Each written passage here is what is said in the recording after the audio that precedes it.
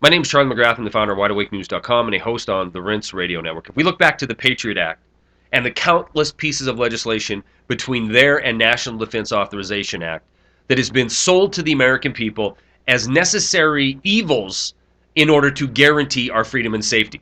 Legislation after legislation being shoved down our throat, guaranteeing that we need this in order to prevent the next 9/11, the next terrorist attack. Come on, America, get on board. Get on board and give up a little bit of your liberty so we can give you a little bit of safety. They've sold this to the people of this country, and we've seen the results of it. Trillions of dollars being spent waging war around this country. Some believe illegal war around this country, not declared by Congress, never ending. Nobody can surrender. This can go on forever, and it will be validated by the security and military industrial complex. We wake up every single day and we hear news stories of terrorist attacks being broke up because of legislation that has been put into place. Our forefathers warned us. They were really clear about it.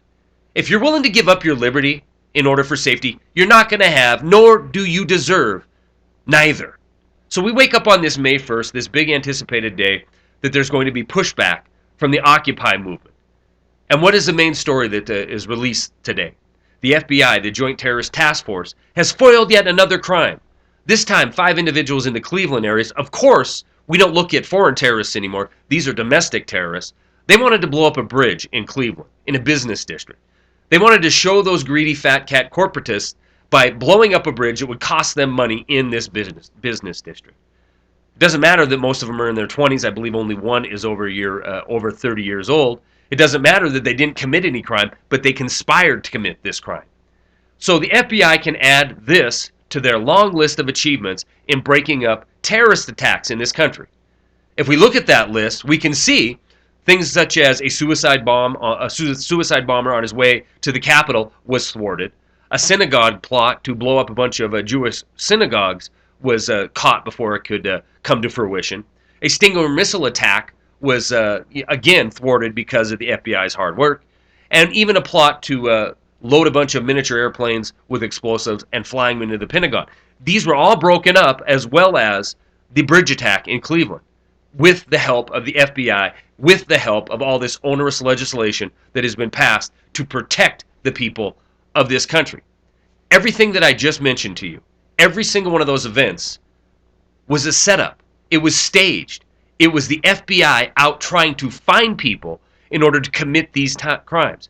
Literally, in my opinion, it's the government creating terrorists so they could prosecute them to show their worth. If we look at one case, James Cromity, he was the one that was going to shoot Stinger missiles at airplanes. Now, he was recruited. He was recruited after leaving a mosque one night in the parking lot by a Shahid Hassin. Shahid Hassin was a convicted criminal, convicted of fraud, and was in danger of going to prison and being exported. But instead of that, instead of putting a criminal in prison or throwing him out of the country, they hired him.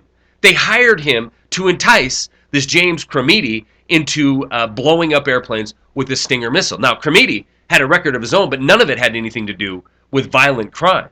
He was a petty criminal, a petty small-time drug dealer that this informant coerced into agreeing to be involved in a plot to shoot down airplanes. Now, it wasn't like he met him in a mosque parking lot, said, "Hey, let's have a cup of coffee and figure out how to blow up some airplanes." It took him 11 months, 11 months with pages and pages of transcripts of recorded conversations where he was back and forth, but kept being lured back into this plot, and a promise of $250,000 for him to finally say, "Okay, I'm in." When he said that, they arrested him. The judge even called it a fantasy terror plot, but didn't have any problem throwing him in prison for 25 years. The whole thing, from start to beginning, set up by the Federal Bureau of Investigation to provide cover for all this onerous legislation that has been passed.